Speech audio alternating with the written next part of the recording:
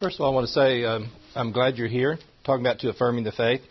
And I hope through the weekend that you're encouraged, that you find things that will be helpful to you both in your life and your walk and your faith.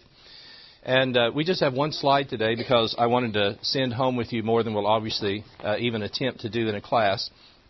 But where I'd like to start today is that when you look at that, what do you think of? What comes to your mind when you look at a photo like that? Okay, family. What else?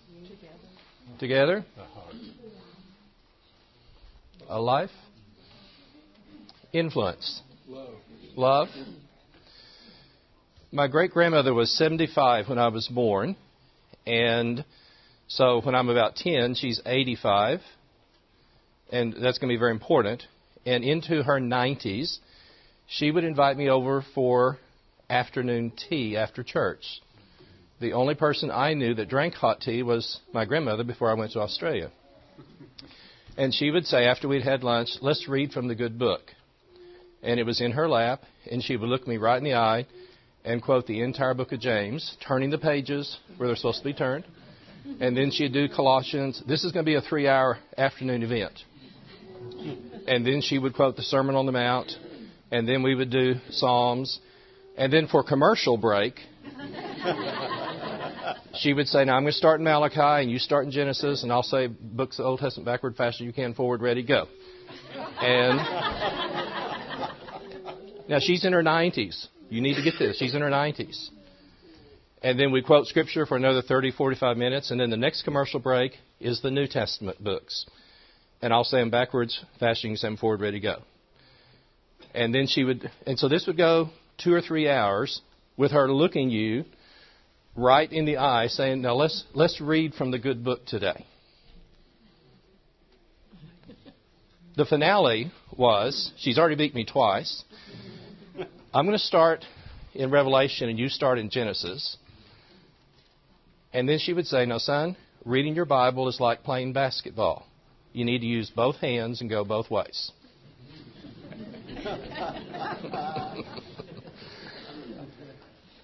I never was able to beat her going backwards and forwards. What is that? Fingerprints of faith. Just to say something that I think is very, very important is that as important as our families are, if you look, just take the book of Ephesians, which has one of the larger sections on families. There are 155 verses in the book of Ephesians. There are 21 verses specifically about family relationships. If I go to the book of Ephesians and just primarily talk about my family and don't talk about God, Christ, and the Spirit, then I'm only talking about 15% of what's in the whole book. And so the first page that I wanted to just briefly look at is that whatever stage and age little ones are, and I'm thinking of either children and or grandchildren, then the most important thing that I think we can do is be involved in the development of faith. Now, are we fortunate enough to... Anyone here is a first-generation Christian? You're the first one in your family who are Christians? Hooray, hooray. You think if time goes by, if God allows time to go by, what could someone in your family be saying 3 or 4 generations from now is that, oh, this one became a Christian? It may have been Roy Lanier Sr., we're not sure, but a man came with a tent out to the country where my grandparents lived and put the tent up, and the one thing that they remembered, because if you help the man put the tent up, you need to come to the meeting. And so my grandfather went, and the guy held up his Bible, and he said, if you just practiced what was in this book, what would you be?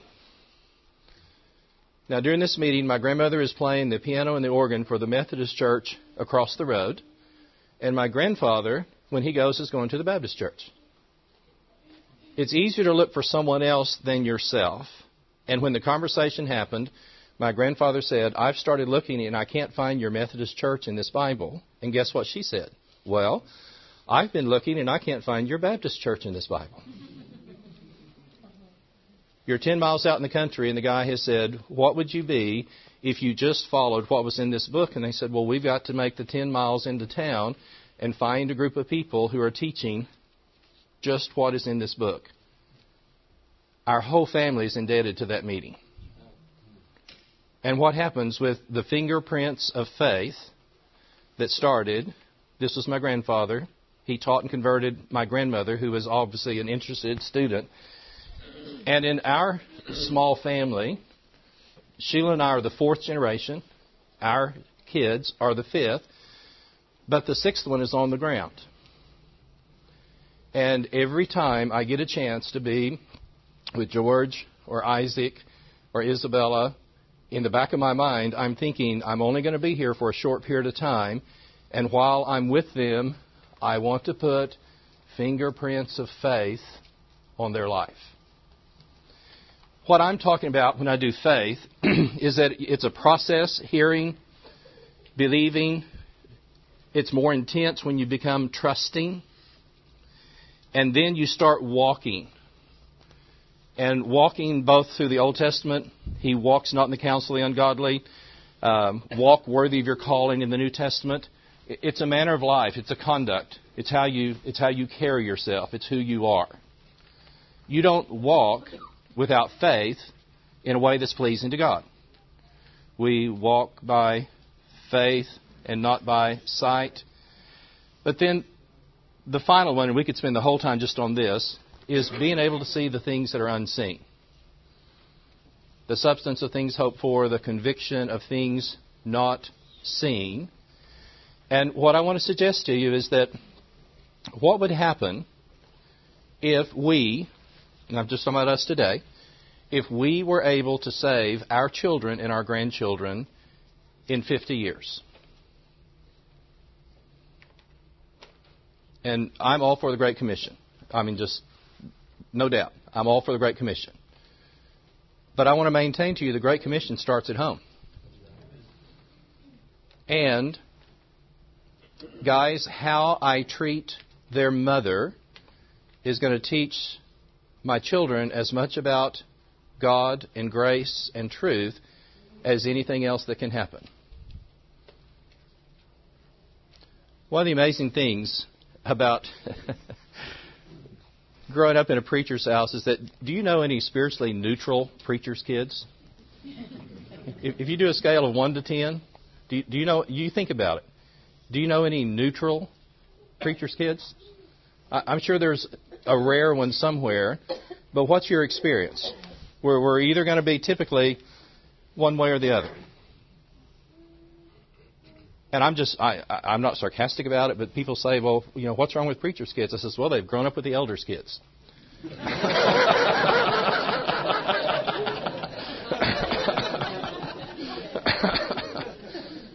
Sorry about that, but just we have to defend ourselves a little bit. Yes. But faith. And, like, for example, our oldest is going to be 11 this year. And I think if something happens to me, and when it happens to me, have I planted and been a part of the process of planting seeds of faith so that as George Marshall grows up to become an adult, that he will be walking with God as he becomes an adult? And will he get to the point that he will be able to be confident in seeing the unseen and being so convicted about the things that he can't see that shapes the walk and the manner of life in which he lives while he's here? Now, we're going to turn the page. I just have some thoughts about this.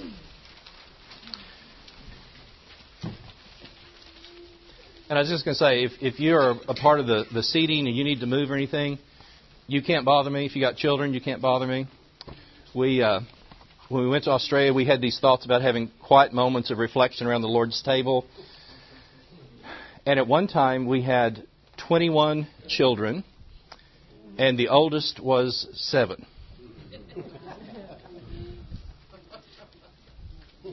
You can't bother me, okay? Anything you need to do to stay comfortable, just do what you can, and we'll get through the day. When we bring a child home from the hospital, someone starts being trained right then. We went to a retreat, probably March of 1971, Oklahoma Christian. I tried unsuccessfully for 4 months to try to talk with my wife, and I couldn't get anything to come out of my mouth when I got close to her. And finally, on the 12th of January at 8:55, after the New Testament class, I finally got the nerve up to ask her out.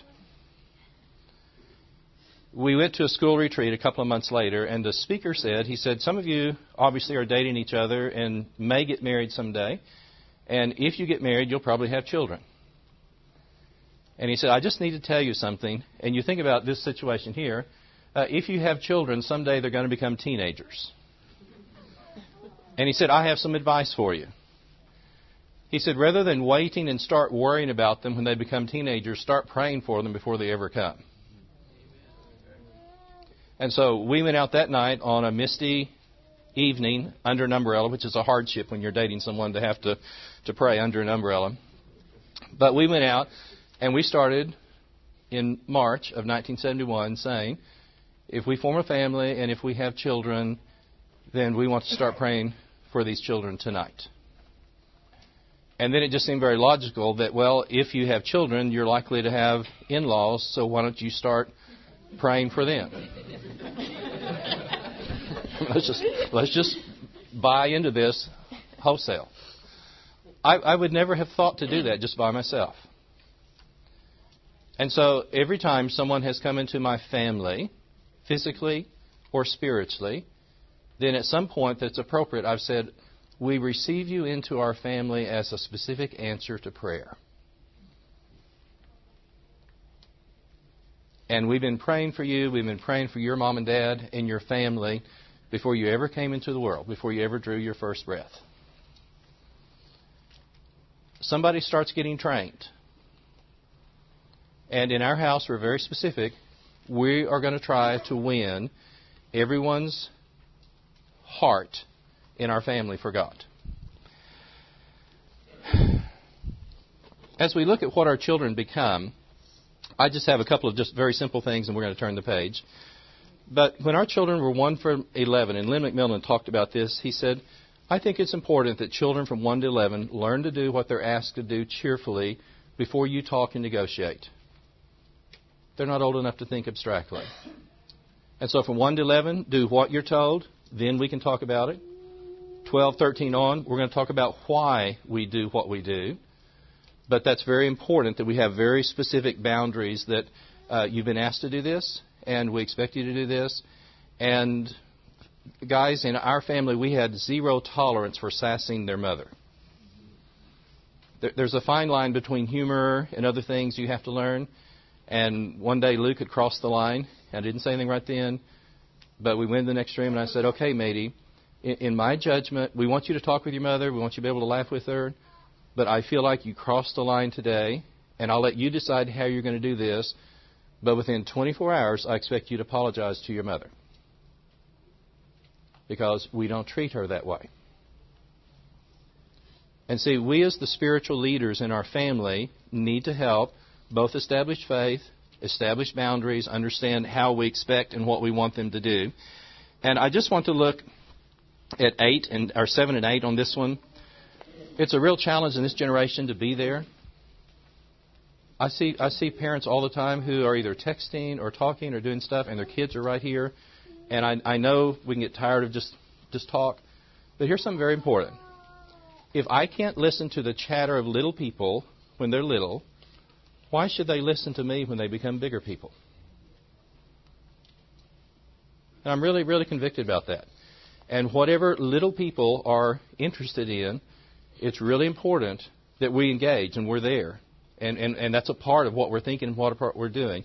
And whatever is interesting to them, then we want to be a part of that to engage so that we can have the most opportunities to create the influence. The two things on the bottom of this page is, and I'm really convicted of this, the tone in which we use in speaking to our children may be more important than what we actually say to them. My grandfather never raised his voice. He never yelled at us. And we're on the farm, and we did some really stupid things. I started milking at 4, started driving a tractor at 6. And at 10, I'm driving one day, and I had this strange feeling. I look back, and I've hooked not a wire but a post, and the fence is following me down the field. You know, talk about your heart sinking. Now, I'm 10 years old, so I'm supposed to know better. Because I've been doing this for 4 years already. My grandfather comes, and the only thing he says, Tony, son, we need to get this fixed or your dad shows up. Amen. We work like Trojans. He had his pickup, got the post. We had to reset each post, untake the wire, on and on. It took 2.5 hours to get this done. And thankfully, my dad never showed up. So we ate lunch and everything. And that evening, when my dad picked me up, he said, son, he said, I thought you would have gotten a little more done today. And I told him the truth. I said, Dad, some days it just takes longer than others.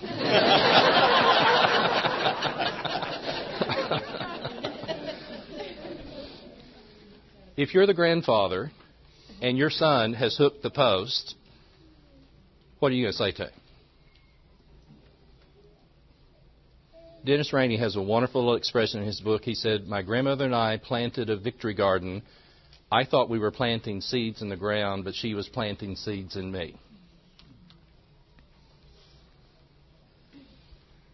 The tone and the touch is as important, if not more important, as what we say. And I'd like to encourage you to find 101 ways to tell your kids, we're glad you're in our family. Anytime I travel, I head toward cards, postcards or stuff, and if I find a postcard that I can put a verse on the back of it and send it to my kids, then they have to go get the good book and read the verse and look at the thing and try to figure out what on earth was Dad thinking about.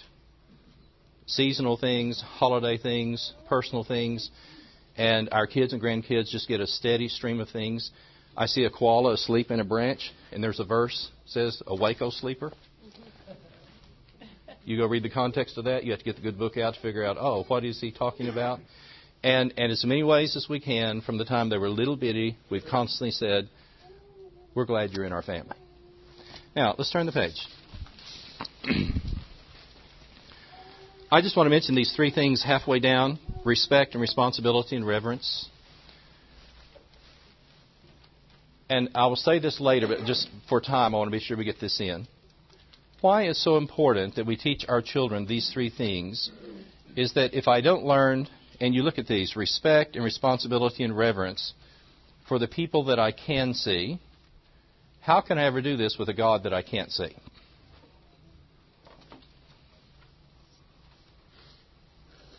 There need to be consequences to actions.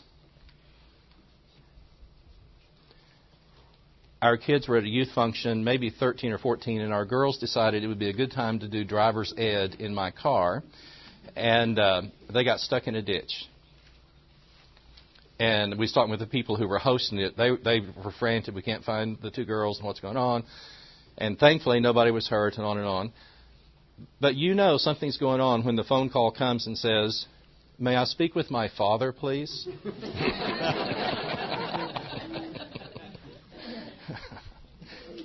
You just quit laughing, Betty. You know something has gone on when the phone call says, can I speak with my father, please? Well, we get them towed out, and I just said, I am really grateful that you guys have volunteered to do some maintenance on the back porch. It's getting awful kind of rusty, and you guys have really done our family a favor. And I was thinking about having to hire that out, but I really appreciate your taking the initiative to volunteer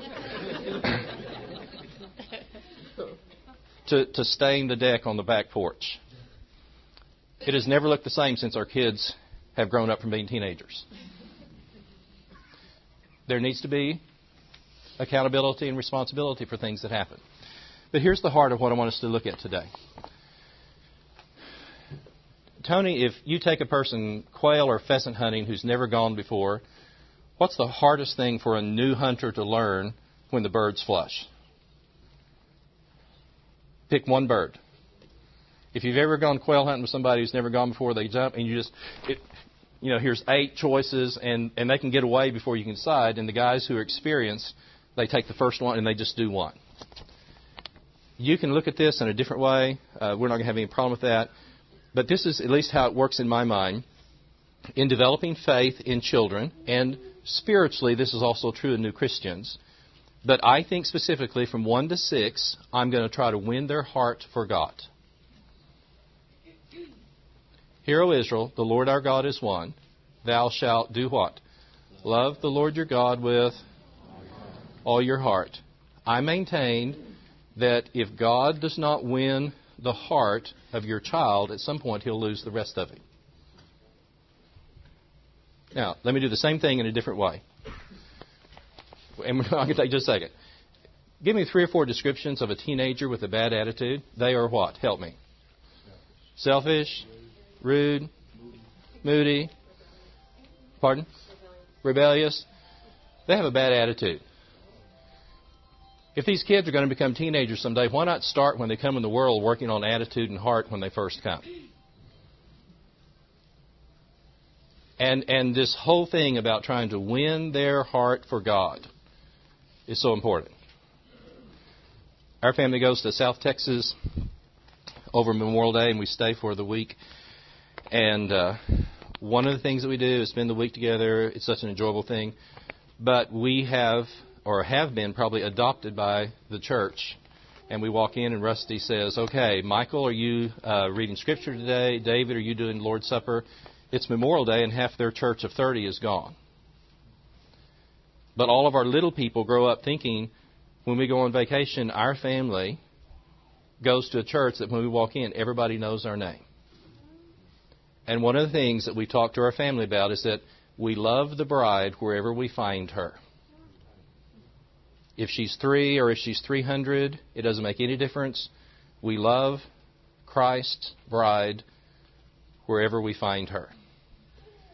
And I want to encourage you, and like I said, you can do other things, but with our little people, from 0 to 6, every time I get a chance to be with Isabella, I'm thinking I'm trying to win her heart for God. Very singular mission.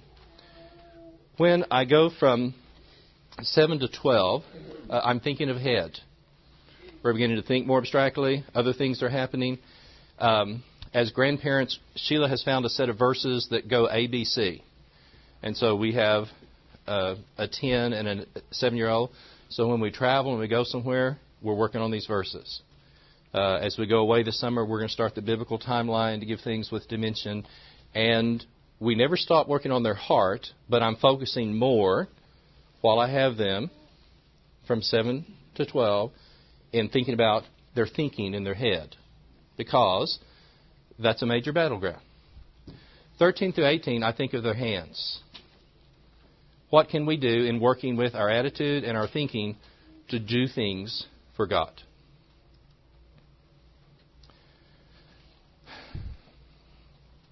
I think George was 3 or 4 years old, and you have to understand there's some places you wouldn't do this, but there was someone in the hospital that was appropriate for a little guy to go with me to visit. So I go pick up George, and we're going to go visit somebody in the hospital. And he says, Granddaddy, he said, we need to take a Band-Aid to them. And I said, oh, really? Why? He said, well, they're in the hospital. Okay, you're 3 years old, and you're going to go with your grandfather to visit somebody in the hospital. If you're 3 years old and they're in the hospital, doesn't it make sense? They need a Band-Aid. So we have a Spider-Man Band-Aid, and we go to the hospital, and we go in, and if it's Royce, then he just immediately catches on. And nearly everybody in the hospital has been stuck somewhere, or they have a bruise or something, that if you're 3 years old, and Royce would say, well, George, we need to put it right here. And so we take the Spider-Man Band-Aid off, and we talk to them, we have a short prayer, and then we leave. With all of our kids, we have a Band-Aid ministry for people who are not well. And so here's Isaac, and he's 5, and he doesn't speak well sometimes. And he comes in, and he says, hello, we're here to put a Band-Aid on your hurt. We're here to have a prayer, and we're here to have a chat. And then he goes, okay, it's your turn.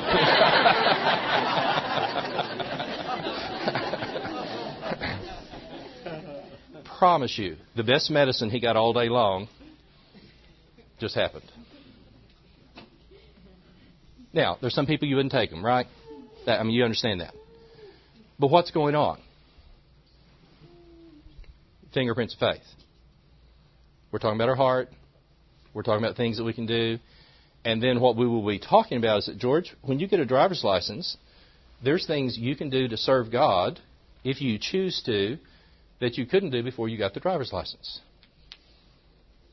Now, the challenge for each of us is to do this, and I'll just have in our stuff, do this consistently. But, I have close friends who teach high school, and in many high schools on Parent-Teacher Day, you can walk into nearly any classroom and walk straight in and talk with the teacher because there's not a line of people waiting. And the challenge is all the way through to be able to do that. Okay, I'd like you to turn the page. Originally, and this is just a sample, and we'll look at some sample things. Richard, we need to stop at? On the hour? Okay. This is what I did when our kids were small, growing up. And when I retyped it, I didn't transpose it, but Sheila had actually drawn a heart. And then we had a head here, and then the hands. And these are just sample things of things that you can do. And all the way through, my challenge is, okay, if I'm working with the heart, pick one thing, work on that, develop it, and then keep developing other aspects of their faith and their walk as you do this. But be very intentional and be very specific with the things that you're going to do. And so with this one, love God with all your heart. And here's, you see, to verbalize, to talk, to state. And these are things little people can do. And then with the head, and we're going to see this in just a second, I'm haunted with Jesus being 12 years old and sitting in the synagogue and talking with adults about the Old Testament. And I just ask you, how many kids in a local church can do that? My contention, you can disagree, but my contention is that we should be raising our children to become adults, not so shaping things that they stay children the rest of their lives. And this is a part of looking at the end and what we're trying to accomplish. And here he is. With our children, we learned a significant fact for each book of the Bible, every major Bible character, and we had a specific list of verses that we worked on. Heather is 3 years old. Her little doll was Sarah. Sarah went everywhere. And she dropped Sarah, so I just picked her up with knee and arm, and she reached down to pick up Sarah. And the preacher said, today we're going to talk about the man who rebuilt the walls. And as Heather nestles in here and hugs Sarah, she says to me, we're going to study about Nehemiah today. Now, here's some teachers. If I use the term deer in the headlight look, if you've ever tried to teach somebody something they've never heard of, they look at you like, what on earth are you talking about? And as a parent, I felt like if I introduced them, my children, to every major character, we have something for every book in the Bible, then if their Bible teacher will just teach them from the Bible, they bring something to class rather than the deer in the headlight look. Okay, do a couple. I'm sorry, this is for 5 years old. Hosea married a lady who kept saying, golly.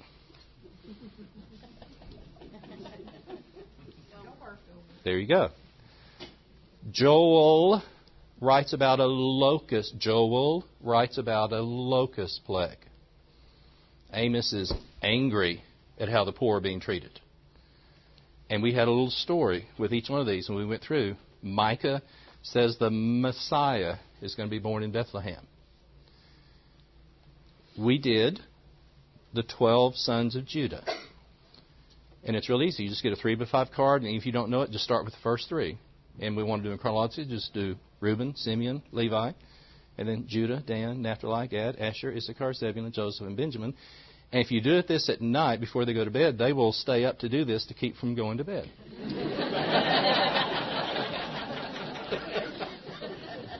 Honestly. and just do a little bit with them. And then we said, well, let's start and let's do Rehoboam, Abijah, Asa, Jehoshaphat, Jehoram. And so these guys have taught our kids. Our kids went to Bible class knowing all the sons of Judah, knowing all the kings in the Old Testament, each book and each thing. And so when they went to class, they came to class with a peg to put something on rather than the deer in the headlight look. All the time working on heart, working on head, because one of my goals is for them to worship God all of their lives as adults. The one on the bottom with the hands, this is one of my favorite verses about Jesus in the whole Bible. He went about doing good. Can you imagine how much trouble people stay out of when they're trying to be like Jesus and spend their time trying to do good? It's just a whole different way of thinking. And if I have grown up in a family where the expectation is, look at all the people that you can serve or you can help or you can do, that's one thing. But then look at all the trouble that you stayed out of, because if you're focused on Jesus and trying to do that in terms of your life, look at all the blessings that came into your life because of that. Okay, turn the page. Here's some benchmarks for us to look at. Before birth, Hannah. And for those of us who don't have children, or as we have others coming, what does Hannah pray to God? If you give me a son, what will I do with him? I will lend him back to you for as long as he lives. Speculation on my part. Ladies, if you're making a coat for a son that you can't see, how do you know how big a coat to make? You watch the little boys in the neighborhood that are Samuel's size and Samuel's age, and you watch how they grow. And if you're only going to see your son once a year, then that's how you're going to get the measurements for how big to make this coat. How much love would you put into a coat if you're going to see your son once a year? Before he is ever born, she commits him back to God. Another benchmark. Here's Samuel as a child, and when he hears the voice of God, what is he taught to say? Speak, Lord, your servant hears. Listening and hearing is so critical, and the word that has to do with fathers training your children in Ephesians is a word we get the word acoustics from. Akuo and acoustics. And I oftentimes ask people, how are the acoustics in your house? And from a small boy, Samuel's being taught, I'm going to listen to God. I'm going to hear the things of God. And then here's Jesus, 12 years old. 3 things. And if you're a primary teacher, Betty's at 4th grade? Oh, you're in 1st grade? Goodness. How many 1st graders can sit and listen and ask questions about what you're doing in class? Very, very, very few. So many kids have just been turned loose on a video or on TV or on games or something else, and they have never been taught to have any type of focus and to be able to sit and to listen and ask questions.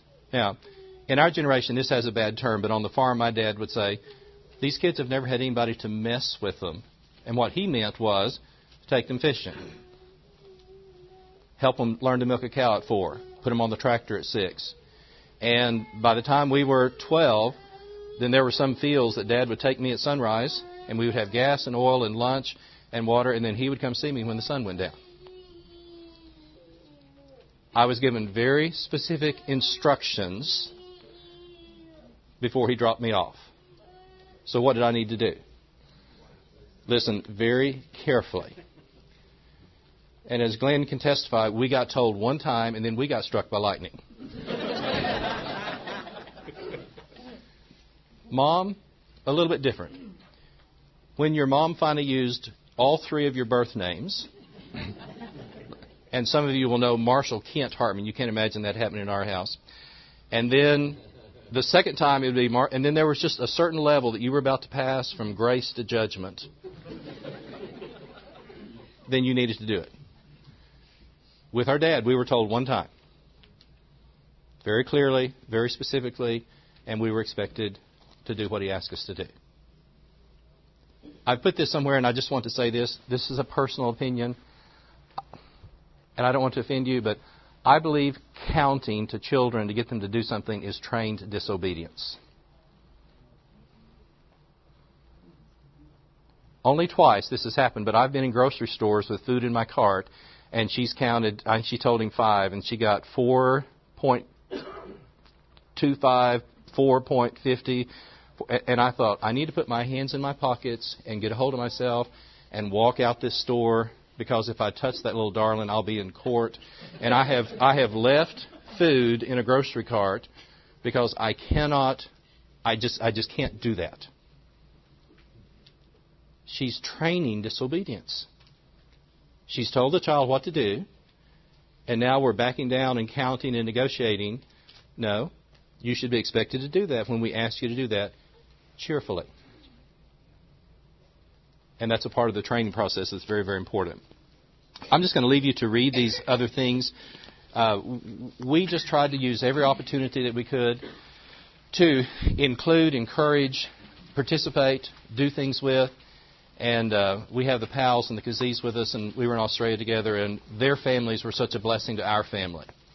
And one of the important things is that as we grow up, as many godly people as we can have with us to do that is very important. Let's go to the last page, and then we'll wrap it up.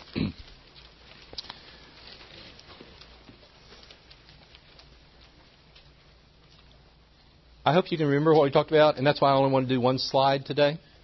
Okay? And like I said, you can look at that and think, I would do that differently. And if you're going to do it differently, do it. But what I think is that a lot of people have children, and they never have a specific strategy for what they're going to do. I mean, we want them to be faithful. We want them to serve God. But we don't have a specific strategy, both as parents or grandparents, for what we're doing. Okay? And because we were farmers, and I like parenting books, but I don't stress out over reading something and do stuff. I prefer to read Proverbs, literally, from Scripture. And like I said, I read other things.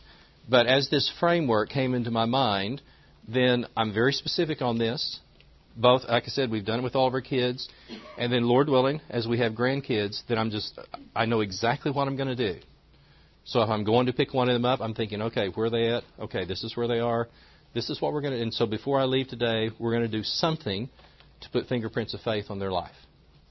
But consistency.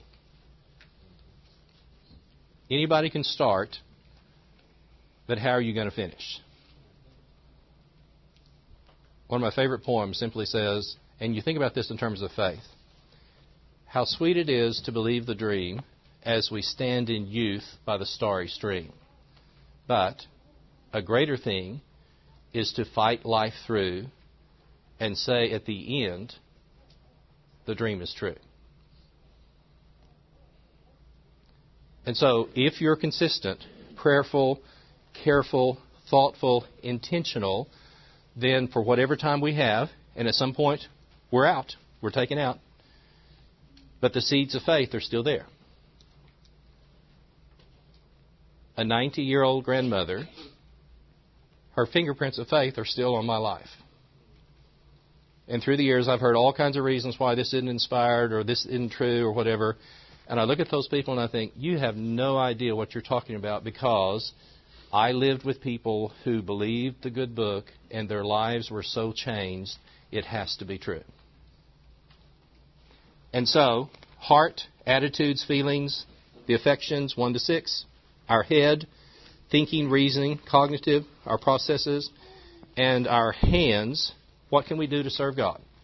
How can we be like Jesus and go about doing good? They're interrelated, but we want our kids to grow up and be faithful. In these last 3 verses, we want them to be mature as God is. To me, that's a very important passage from the Sermon on the Mount, and that has to do with their attitudes. We want them to be metamorphosis, transformed by the renewing of their minds. And we want them to be conformed to the image of Christ. So as you leave today, I hope you have a wonderful day. I hope a lot of things happen. But I would encourage you, if you're a grandparent, Every time you get a chance to be with one of the little ones, think, what can I do to put fingerprints of faith on them today? If you're a parent and you have children, work on specific parts of these. And for those who are yet to come into the world, let's be praying for them. And as we receive them, accept them as a gift from God and do everything we can to help them to have a life of faith. And when you think about our theme for such a time as this, nothing is any more critical for such a time as this than we convert our own children. God bless.